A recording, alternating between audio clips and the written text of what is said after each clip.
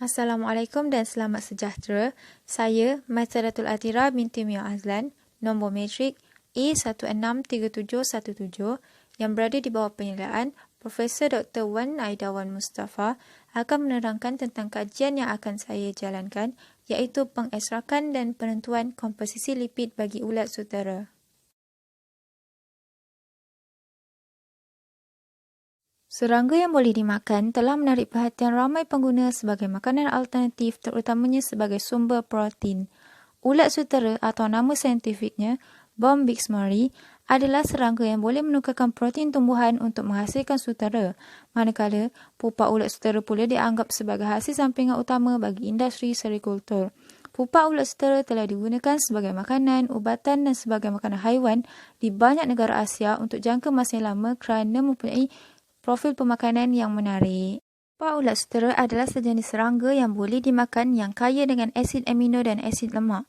Pupa ulat sutera juga merupakan sumber lipid yang boleh dimakan dengan kandungan lemak tidak tepu yang tinggi, iaitu 70% daripada jumlah kandungan lipidnya. Raja sebelah kiri menunjukkan gambar ulat sutera di mana ulat sutera hanya memakan daun mulberry untuk diet mereka. Raja yang seterusnya pula menunjukkan pupa ulat sutera yang berada di dalam kepompong. Kebiasaannya, kepompong akan direbus untuk proses mematikan pupa, pupa akan dibuang dan kepompong akan diproses untuk menjadi sutera. Dan gambar yang seterusnya pula menunjukkan produk makanan yang berasaskan pupa ulat sutera yang telah dikomersialkan dan digemari oleh penduduk di beberapa negara Asia.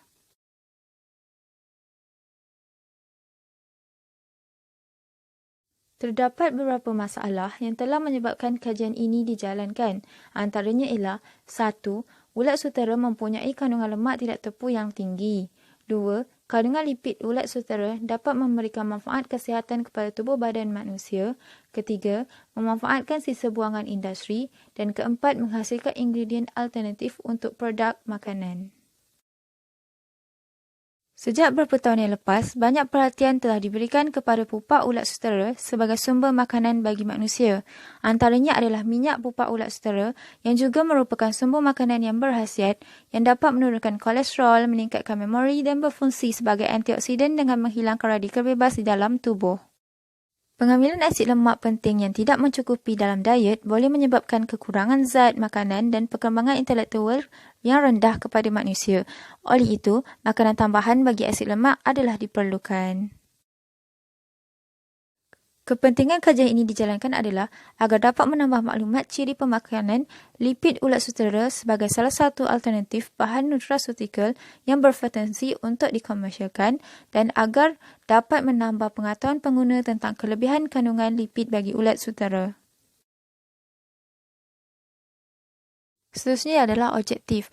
Objektif bagi kajian ini adalah untuk menentukan kandungan lipid bagi ulat sutera dan menentukan komposisi asid lemak dan ciri fizikokimia lipid bagi ulat sutera.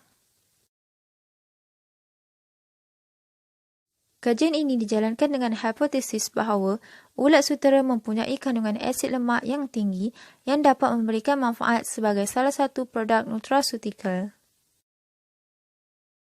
Seterusnya adalah metodologi. Sampel iaitu serbuk ulat sutera akan diperolehi daripada Natural Thai Golden Seed Limited, Payar Province, Thailand. Sampel akan diekstrak dengan menggunakan kaedah Sahlet yang telah diterangkan oleh Hu et al. 2017. Pelarut yang akan digunakan ialah N-hexana. Sampel akan direflux selama 6 jam dengan suhu 80°C. Pelarut kemudiannya akan disejat menggunakan penyejat berputar pada suhu 50°C. Hasil ekstrak iaitu dalam bentuk minyak akan dikeringkan menggunakan pengeringan ketuhar pada suhu 100°C selama 15 minit sebelum ditimbang dan disimpan di dalam bekas tertutup di dalam peti sejuk pada suhu 4°C sehingga analisis dijalankan. Setelah diekstrak, sampel akan dianalisis untuk menentukan komposisi lipid dan ciri-ciri fizikokimia bagi sampel.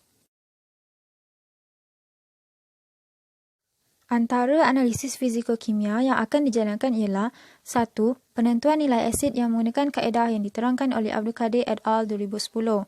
Untuk analisis ini, sampel akan dilarutkan di dalam larutan karbon tetraklorida dan akan dititrat dengan larutan kalium hidroksida sehingga warna gelap diperhatikan. Phenolphthalein akan ditambah sebagai indikator. Kedua ialah penentuan nilai peroksida yang menggunakan kaedah American Alchemist Society 1998. Untuk analisis ini, sampel akan dilarutkan dalam larutan acetic acid dan kloroform dengan nisbah 3:2. Seterusnya, larutan tepukarium ioda dimasukkan dan akan digoncang selama 1 minit. 30 ml air suling dan 1 ml larutan kanji akan ditambah selaku indikator. Seterusnya, larutan tersebut akan dititrat dengan larutan natrium thiosulfat sehingga warna kebiruan menjadi lenyap. Ketiga adalah penentuan nilai asid lemak bebas yang juga turut menggunakan kaedah yang diterangkan oleh American Alchemist Society 1998. Untuk analisis ini, sampel akan dicampurkan dengan etil alkohol neutral dan dipusarkan. Phenolphthalein akan ditambah sebagai indikator. Larutan seterusnya akan dititrat dengan natrium hidroksida sehingga warna merah jambu diperolehi. Keempat adalah penentuan komposisi asid lemak menggunakan kaedah gas chromatografi yang diterangkan oleh Anderson et al. 2000. Untuk analisis ini, penyediaan FAM iaitu fatty acid methyl ester akan dilakukan sebelum ianya dianalisis menggunakan gas chromatografi dan pengesan FID. Kelima adalah penentuan glycerida yang menggunakan kaedah yang diterangkan oleh Jumat Saliman et al. 2010. Untuk analisis ini, kaedah kromatografi cecair berprestasi tinggi HPLC akan digunakan. Pemisahan HPLC fasa terbalik tidak aqueous akan dilakukan. Fasa bergerak yang akan digunakan adalah nisbah aseton kepada asetonitril iaitu 63.5 nisbah 36.5 dengan kadar aliran 1 ml per minit, suhu lajur 30°C, pengesan suhu 40°C dan masa analisis 30 minit. Sampel akan dilarutkan dalam fasa mudah alih pelarut dan akan disuntik dan setiap puncak triglycerida dikenal pasti dengan membandingkan dengan standard triglycerida berdasarkan setara nombor karbon. Seterusnya, analisis dijalankan adalah untuk menentukan nilai iodin. Sampel akan dilarutkan dalam larutan sikloheksana. Seterusnya, larutan which akan ditambah, digoncang dan diletakkan dalam tempat gelap selama 2 jam. Selepas 2 jam, larutan kalium ioda, air suling dan kanji akan ditambah ke dalam larutan. Seterusnya, larutan tersebut akan dititrat dengan natrium thiosulfat sehingga warna biru kanji menjadi hilang. Dan analisis fizikokimia yang terakhir adalah pengukuran pH. pH ekstrak sampel akan diukur menggunakan pH meter.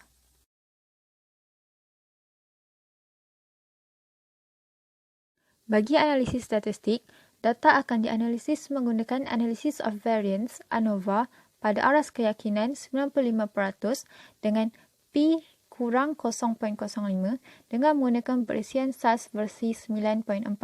Semua keputusan dilabel sebagai mean dengan setiap eksperimen diulang sebanyak 3 kali. Seterusnya ditunjukkan carta ahli penyelidikan bagi kajian yang akan saya jalankan.